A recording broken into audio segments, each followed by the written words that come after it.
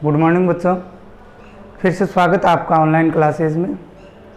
हम आपके chapter number 2 की बात कर रहे हैं।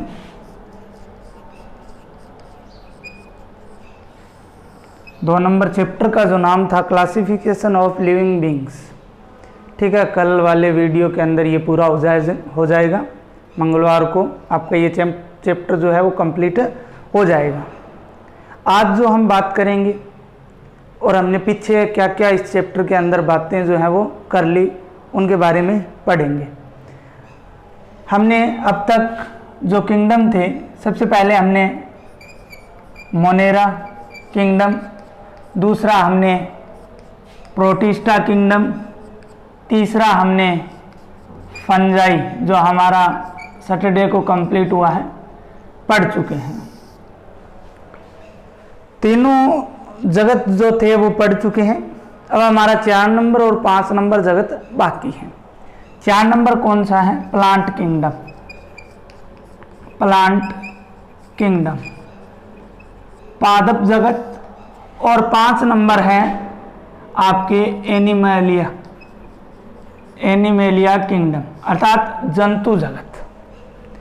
इन दोनों के बारे में यहाँ पर हम थोड़ा सा पढ़ेंगे, क्योंकि 3 नंबर चैप्टर तो आपके पूरा पादप जगत है और 4 नंबर चैप्टर आपके जंतु जगत है।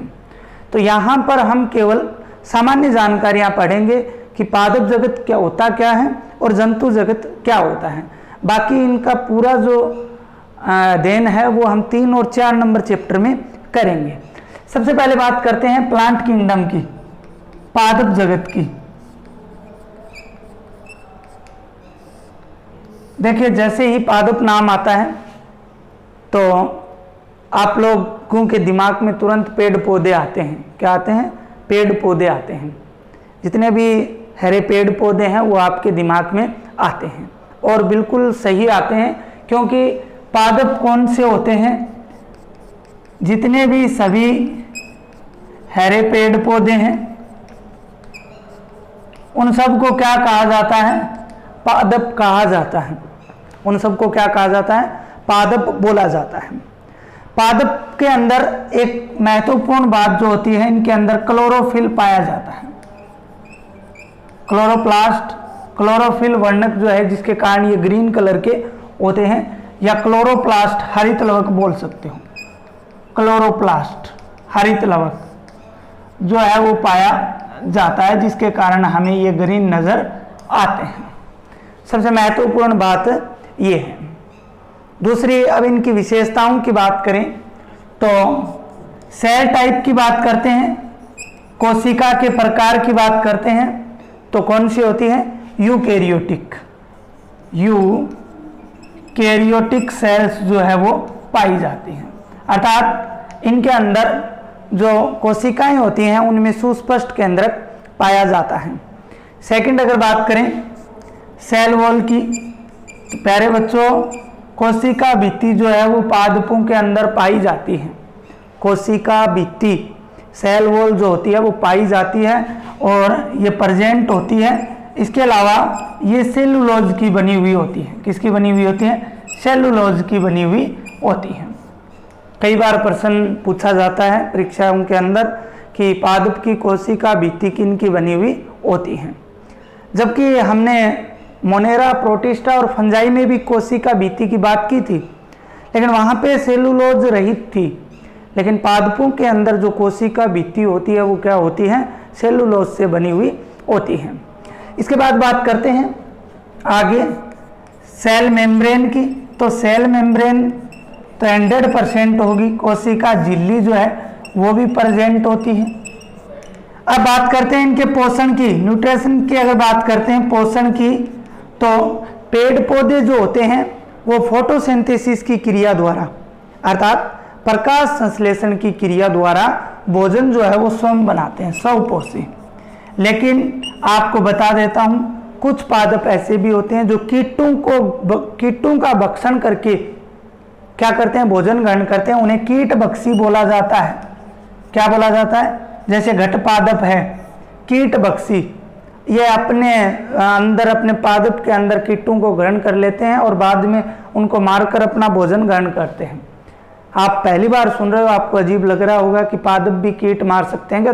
तो कुछ पादप ऐसे भी हैं जो कीटों द्वारा अपना भोजन ग्रहण करते हैं। कुछ पादप ऐसे भी होते हैं जो परजीवी होते हैं। परजीवी का मतलब दूसरों पे निर्भर रहते हैं, जैसे अमर बेल है जो दूसरे पादप पर निर्भर रहती है, उसी के सहारे अपना जीवन यापन जो है वो करती हैं। तो अधिकतर बहुपोषी होते हैं 99%, लेकिन इसके अलावा कीट, बक्सी और परजीवी भी होते हैं।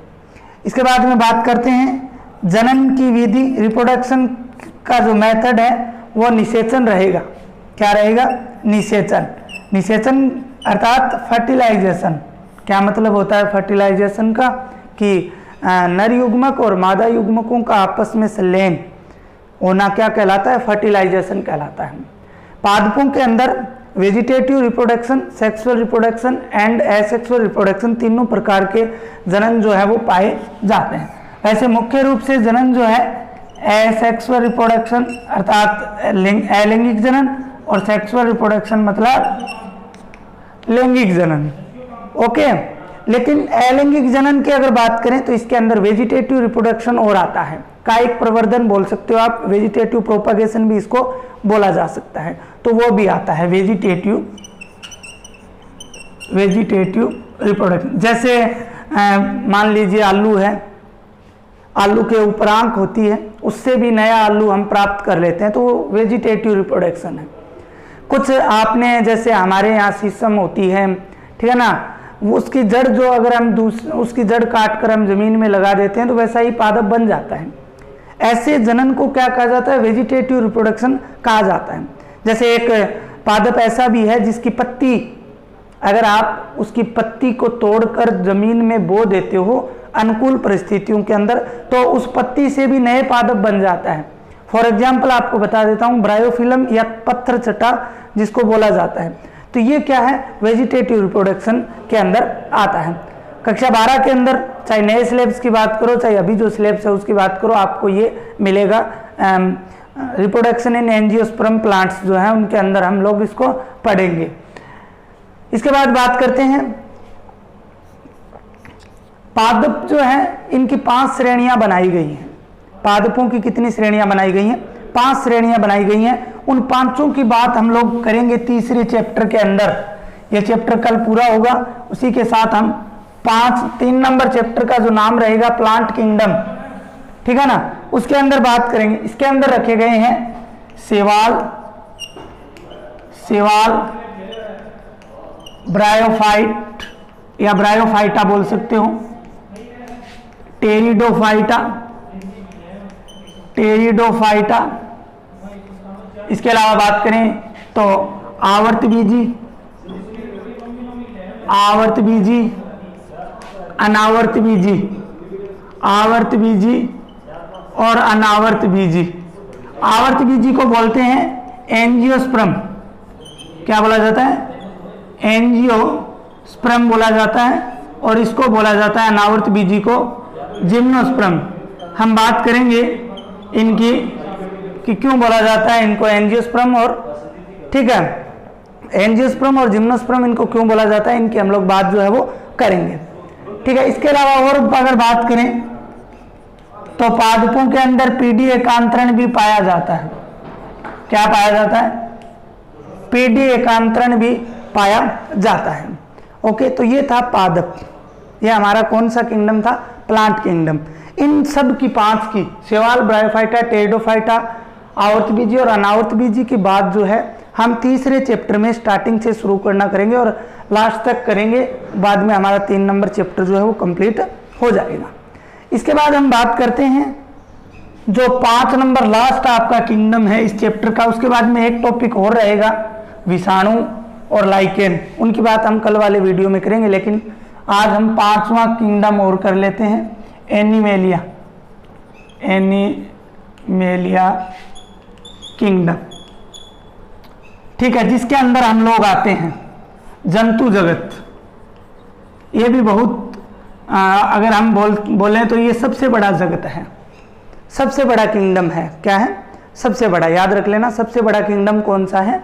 ये है, ठीक है। इसके अंदर इसका पूरा अध्ययन जो है हम चौथे चैप्टर के अंदर करेंगे, जैसे तीसरा खत्म होता है, लेकिन यहाँ पर इसकी सामान्य जानकारियों की बात करते हैं। सबसे पहले बात करते हैं इसके सेल टाइप की। सेल टाइप की बात करते हैं तो यूकैरियोटिक होती हैं, यूकैरियोटिक होती हैं। इसके अलावा अगर बात करें सेल वॉल की, तो यहाँ पे थोड़ा सा आपको ध्यान रखना है, जो कोशिका भित्ति होती है वो जंतुओं में नहीं पाई जाती। हमारे अंदर कोशिका भित्ति जो है वो नहीं पाई जाती, अर्थात एब्सेंट होती है। अगर बात करें सेल मेम्ब्रेन की, तो सेल मेम्ब्रेन पूर्ण रूप से प्रेजेंट होती है, ठीक है, प्रेजेंट होती है। इसके अलावा अगर बॉडी स्ट्रक्चर की बात करें, काय संरचना की बात करते हैं, तो बच्चों 10वीं क्लास में आप लोग पढ़ के आए हो दूसरा चैप्टर ह्यूमन सिस्टम अर्थात मानव तंत्र। तो हमारा जो शरीर होता है वो पूर्ण रूप से क्या है, जो सिस्टम्स हैं तंत्र का बना हुआ होता है। किसका बना हुआ होता है? तंत्र। जैसे पाचन तंत्र है, श्वसन तंत्र है, उत्सर्जन तंत्र है, रक्त परिसंचरण तंत्र है, उनका बना हुआ होता है। ओके। इसके अलावा हम बात करें, अगर न्यूट्रिशन की बात करें, पोषण की अगर बात करें, तो वो कौन सा होता है? हम लोग भोजन जो है स्वयं नहीं बना सकते, हमारा शरीर भोजन जो है वो स्वयं नहीं बना सकते, इसलिए हम क्या होते हैं? परपोषी होते हैं, अर्थात भोजन के लिए ज़्यादातर पेड़ पौधों पर निर्भर रहते हैं।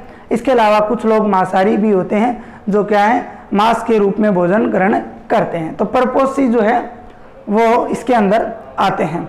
इसके बाद अगर हम बात करें आगे जनन की विधि, रिप्रोडक्शन का प्रकार, तो आप सभी को पता है रिप्रोडक्शन जो है वो सेक्सुअल रिप्रोडक्शन होगा।